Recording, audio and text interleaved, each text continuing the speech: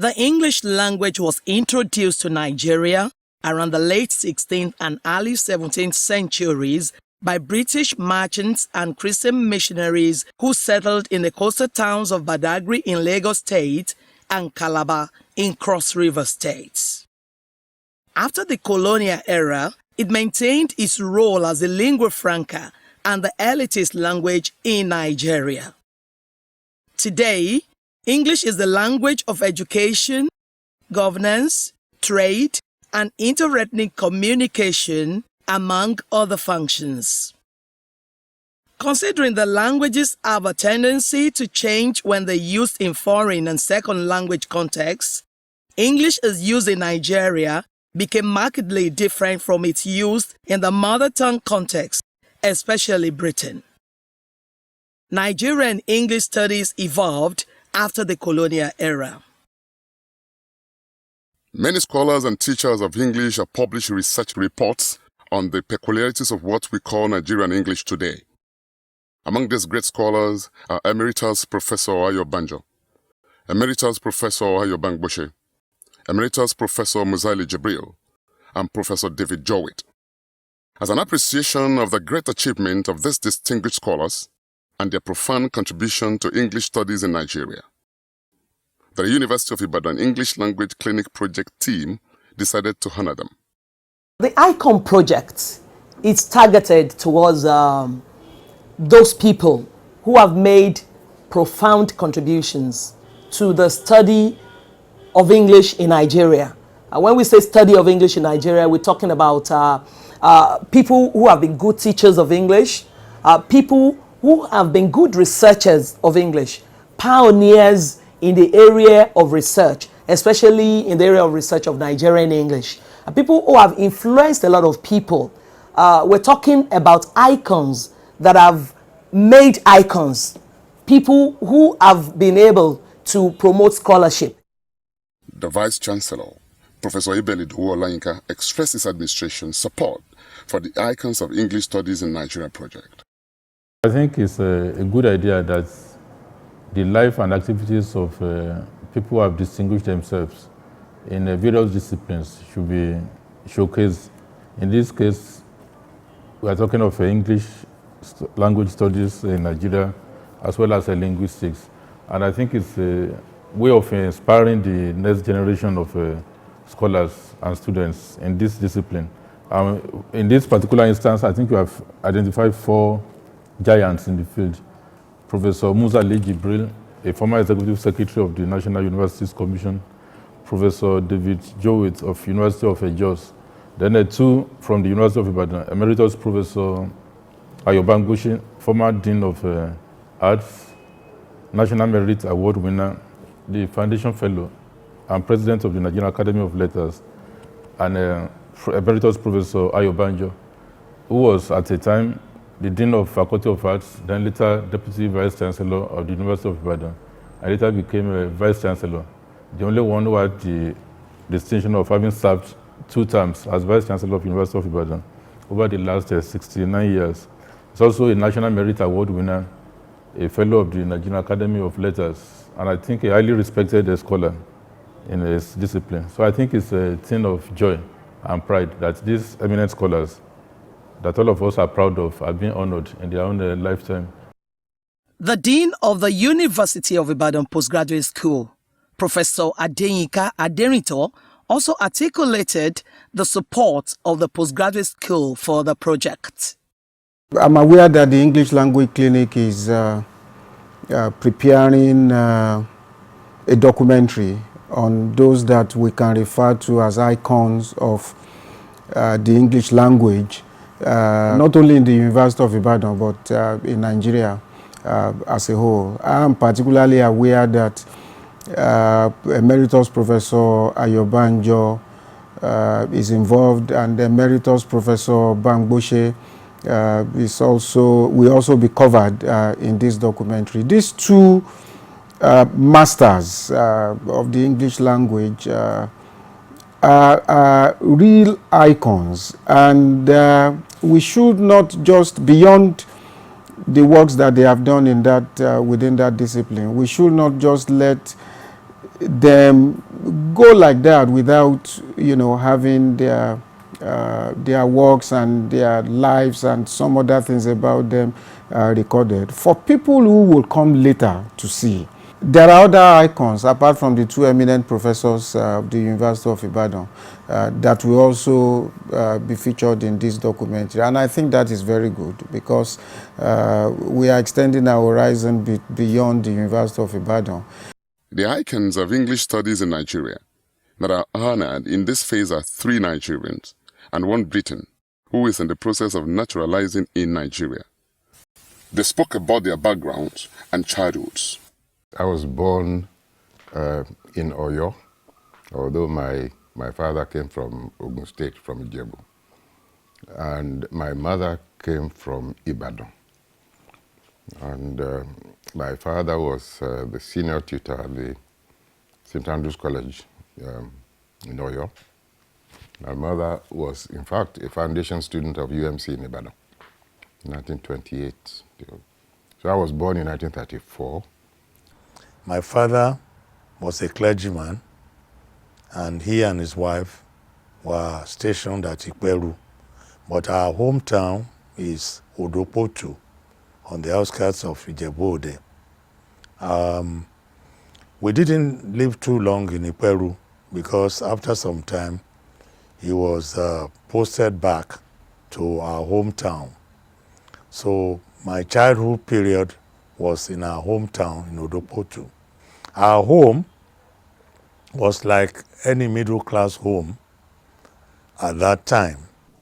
I was born in Kano on the 15th of September 1951.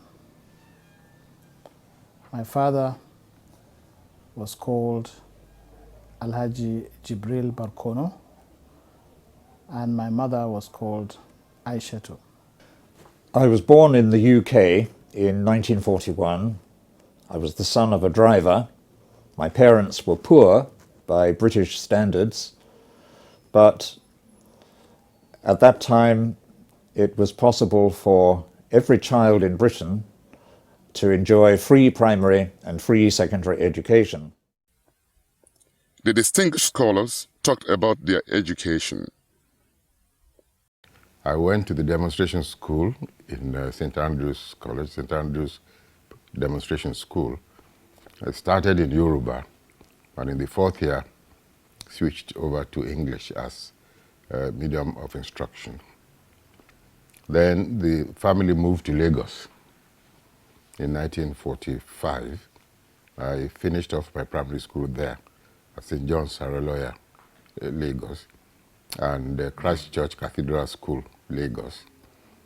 Then went first into the grammar school, 1947, and then when the family relocated to Ibadan again, I was put in the boarding school at Igbobi College, where I was from 1948 to 1951 when I did my school certificate. Of course, the language of instruction at in all the schools I mentioned was English. And the A-levels in Ibadan here, of course, also in English. We shared the same lecturers as far as possible with the University College next door.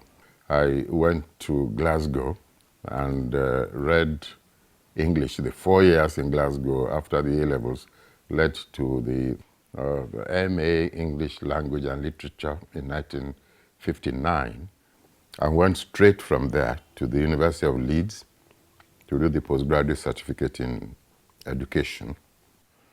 And I got that in 1960, came back home, worked as an education officer for 4 years, and then went back to Leeds for what I got from Leeds on that occasion was diploma in English studies. And I was fortunate to be one of the 2 people who got that certificate with distinction. Then I went straight to UCLA in 1966. I had a master's in linguistics, but the idea was that the 2 years should be complementary. That it was first year of postgraduate studies in Leeds and second year at UCLA, which was a novel thing at that time. and then came back home and joined the staff of the University of Ibadan and registered straight away for a PhD in English language. And I was supervised by Professor Harold Whitehall, who was the first, really the first professor of English language in the Department of English. All the previous professors had been professors in literature.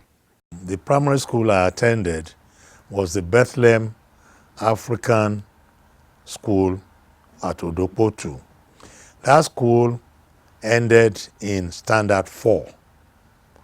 In those days, many schools did not go beyond Standard 4. And for Standards 5 and 6, one had to go to another school, like the school which is the hub that takes all the other schools. The school that I then went to was Emmanuel School Ishoni, which was an Anglican school. My first school was an African church school. The next one was an Anglican school. It was there that I read standards 5 and 6. In those days, of course, you took entrance examination to secondary schools. I also did. And I was admitted to Ijebu-Ode Grammar School. But for lack of funds, I had lost my father then, it was not possible for me to take up the admission. But within a few years, I took the entrance examination to St. Andrew's College, Oyo, which was a teacher training institution, and I passed, and that was where I spent 4 years, which is the equivalent of going to a secondary school. At the end of my period in the college, I was able to fend for myself. I was able to take correspondence courses and enroll and pass for GCE, O-level, A-level, and so on. When I left St. Andrew's College, I was located to a very rural school, All Saints Araromi Orita. In that school, there was hardly anything for me to do after school hours. So what I did was to enroll for a correspondence course with Rapid Resource College, and I had nothing else to do but just study, study, and study.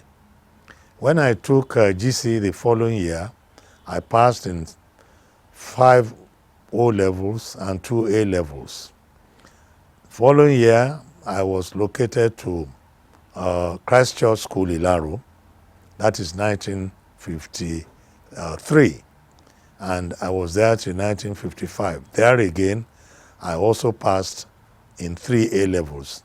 By the time I moved to Ibadan, St. Louis College, when I was teaching as a tutor under under Canon Banjo, later Ajikin Banjo, I then applied to go to UCI. Fortunately, I got admission in 1957, and I entered UCI. My hall of residence was Mellanby Hall. After UCI, I was given college scholarship to go to Edinburgh. And when I got to Edinburgh, I did a diploma in general linguistics for 1 year, and a further 2 years, I completed my PhD. That was in 1963. I had Islamic education in my early childhood. I only started primary school education in 1964 at the age of 13. But before that, it was all Quranic and Islamic education. Because of the hostile attitude of the average northern parent to Western education, we were not allowed to go to the elementary or primary schools. And it was by accident that I actually acquired Western education. There was a Sudanese Jew who had a private school. which Lebanese children in Kano enrolled into. And he wanted government grant in aid. And they insisted that he had to have indigenous Kano children in the school before he could qualify for the aid. And so he was a friend of my father's, and he talked to his friend, and his friend talked to my father and said, bring children to be enrolled in the school free of charge. So that was how I accidentally enrolled in a Western education school. I only spent 2 years in that school, from 1964 September to July 1966. As Providence would have it, I was offered an opportunity to get into the first year of a secondary school, actually a teacher's college, in the middle of 1966. So I only spent less than 2 years in the primary school, and then 4.5 years in the teacher's college, because by the time I got there, they had already spent half a year. And by the time I was finishing the teacher's college, you know, the old grade 2 teacher's certificate, I had already enrolled for the GCE ordinary and advanced levels of the University of London, and taken and passed 2 papers, O-level, and 2 papers, A-level, very good grades. So 9 months after completing my secondary school or teacher's grade 2 education, I had enough papers to start my first year of the 3-year Bachelor of Arts degree program at Abdullahi Bayero College of Bayero University, Kano. My secondary school was called School for Arabic Studies, Kano. It was actually a teacher training college for Arabic teachers, but it also taught English, mathematics, education, and other subjects. So I finished secondary school in 1970. By October 1971, I was already enrolled as a first-year student for the combined honors degree in English and Arabic with education as subsidiary at Abdullahi Bayero College of the then Ahmadu Bello University, which has now become Bayero University. I graduated in 1974 with a combined honors Bachelor of Arts degree in English and Arabic, with a graduate certificate in education. And after my National Youth Service Corps in Kaduna, which was then called North Central State, in 1974-75, I was offered admission by the University of Leeds in the UK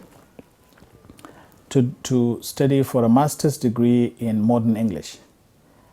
I therefore traveled almost immediately after the NYSC, and after having secured a graduate assistantship of the Ahmadu Bello University, I traveled to the University of Leeds, where I was enrolled for the MA in Modern English, which I completed in July 1976.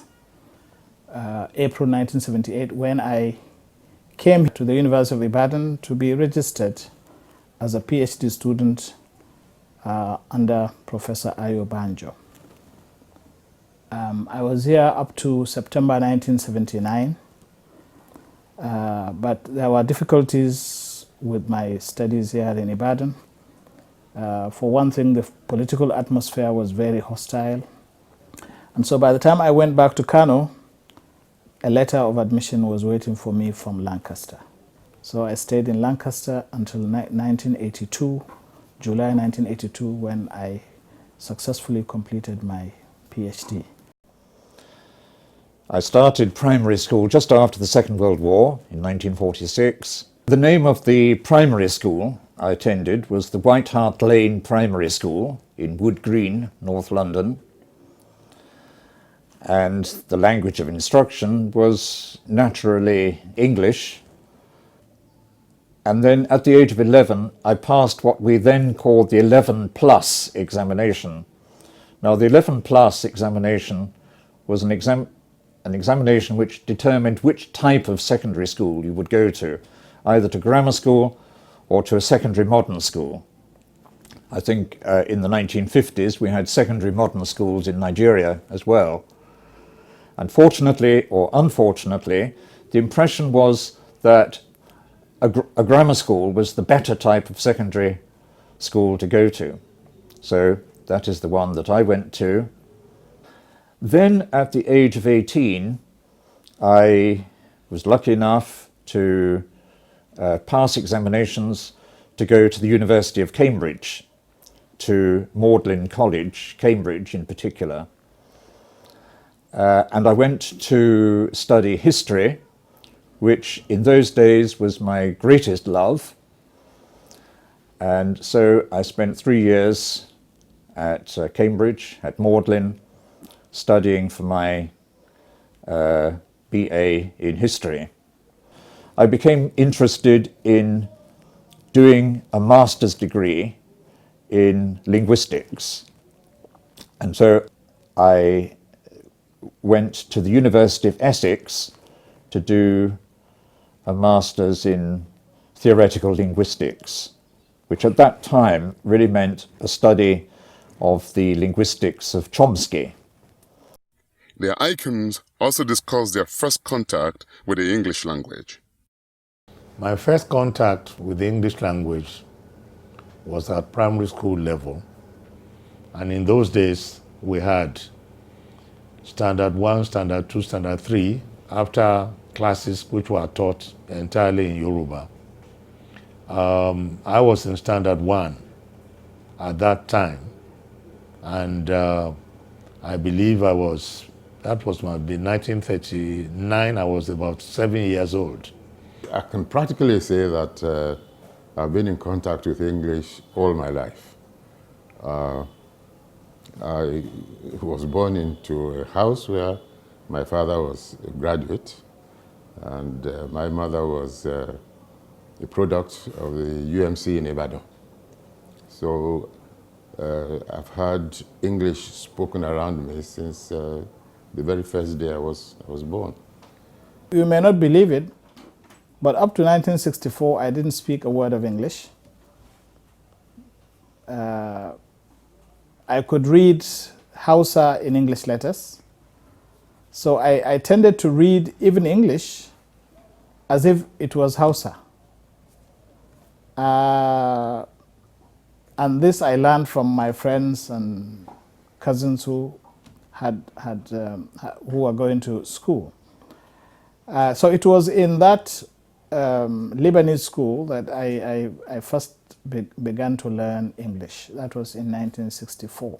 All my teachers at primary or secondary school were, I think, native-born British people with English as their mother tongue, and so mine was very much a mother tongue education. These eminent scholars have made mark on the sound of history.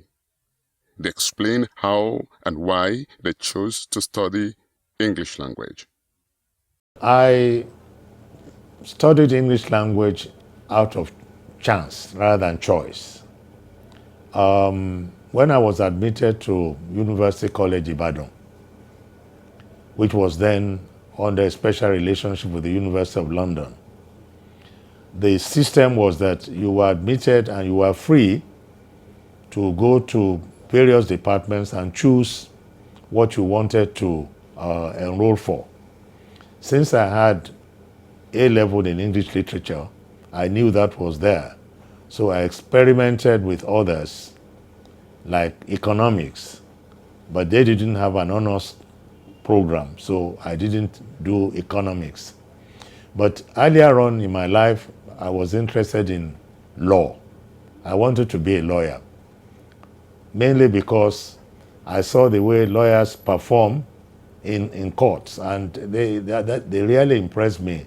Someone like Rotimi Williams, who you would see in his robes, I put it to you as your lordship pleases and so on. Those things really impressed me. But when I knew that I couldn't do law, I couldn't do economics, I went back to English. And that was how I came to do English. It was by chance, because that happened to be the subjects that I was good in. I was one of the best in my class at the secondary school in English, but they didn't teach English literature, only language in that school. But on my own, I studied English literature ordinary level for the London GCE, and I passed it. At the university, I chose not to study Hausa. Although there was a lot of pressure on me to study Hausa, I said no. I thought it was still in its infancy in terms of the development of the discipline. So I said no, I would study English and Arabic instead, and then maybe use that knowledge to help in developing Hausa. So I would say that yes, it was by chance because of the type of secondary school I went to, but it also by choice because I could have done something else. Obviously, from what I'm saying, at Cambridge, as I read history, I was preoccupied with history. But one thing I should add here is that both at school and at university, there was a great emphasis on English style, expressing oneself well through the medium of English. And history was not just a matter of studying the facts, of studying documents, but also of expressing oneself well in English. So that gave me an English interest, an interest in English language. I must add that from my childhood on, my dearest ambition in life was to write books, especially to write fiction.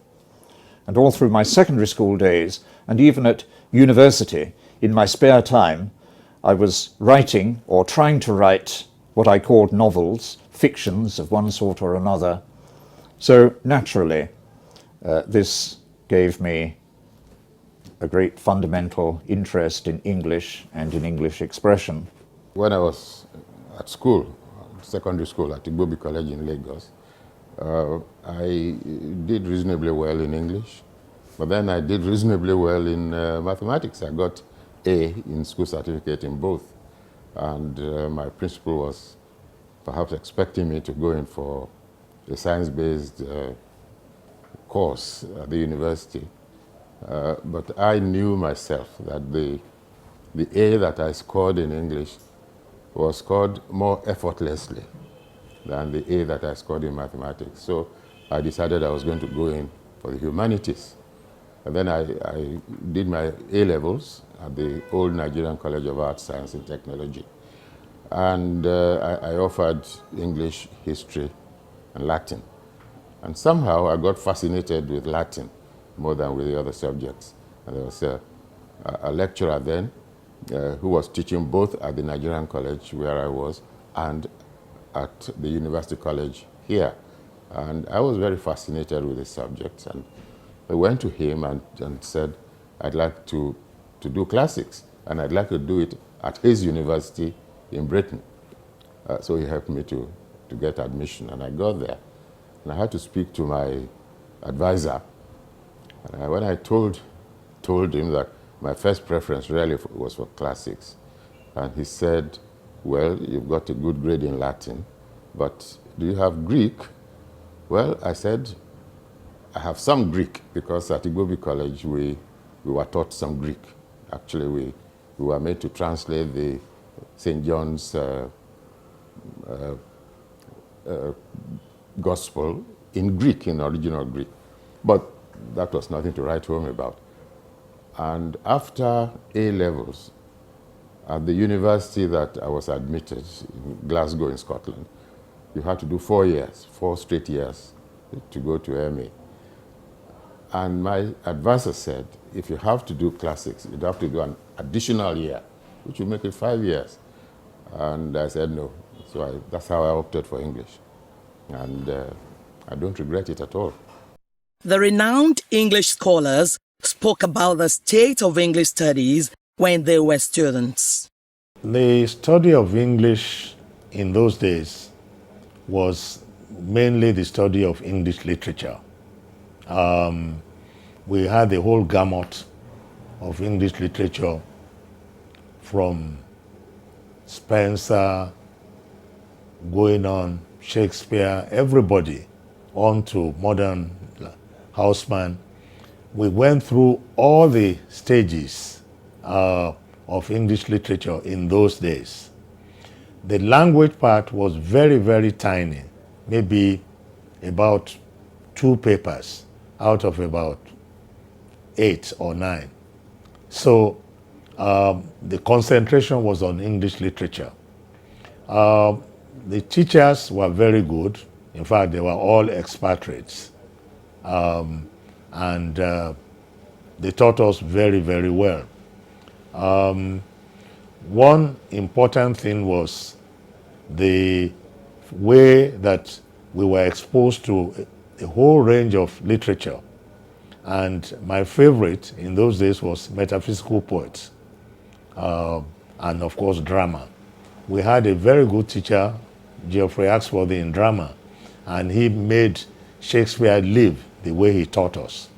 The interesting thing about the teaching in those days was that the classes were very, very few. You had few students in the class, sometimes 8, sometimes maybe 12. And in addition to that, we had tutorial classes when you interacted one-on-one with your lecturer. The fact that the number of students was small made intensive interaction possible. It also had a disadvantage that when there was no hiding place. I still remember cases where the professor, we had only one professor in those days, would put a question and people would be so scared to answer those questions. So from the point of view of interaction, it was very, very good. In fact, our professor then even had a way of bringing us and helping us before the final exam. She would invite her to our home and ask us to put any questions to her that may be bothering us about the course, about the program, about the forthcoming exams. It was very stimulating, very interesting. We really enjoyed ourselves then. And do you know, the external examiner system was really working then. In our time as students, some of our external examiners actually came from the UK. The standards were very high, and they were at par with the best in the world. At that time, English linguistics was not very much developed. It's something that has come about in the last 50 or 60 years. Even there's been a revolution in English studies, English language studies as a result. But in those days, everything was very much literature-centered. I don't think the education, the tertiary education I had would provide a good comparison with what goes on in Nigeria today, because I had my university education abroad.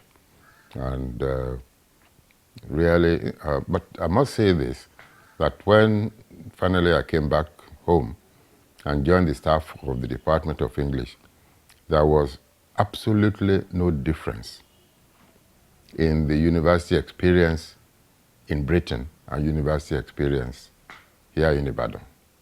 The standard was exactly the same. And, it provided for a long vacation, which is predictable, and provided for extracurricular activities, which the uneven calendar of these days would not permit. And the study habits?